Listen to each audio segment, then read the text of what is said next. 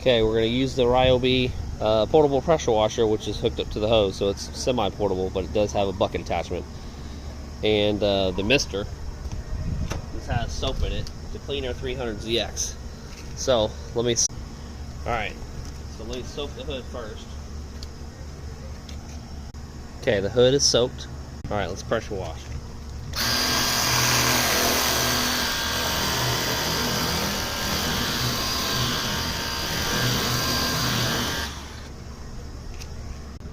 Almost done.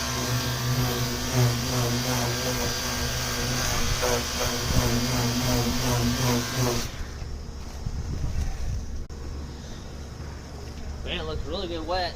That pressure washer is not real high pressure. I might have to go back and see all these grease spots.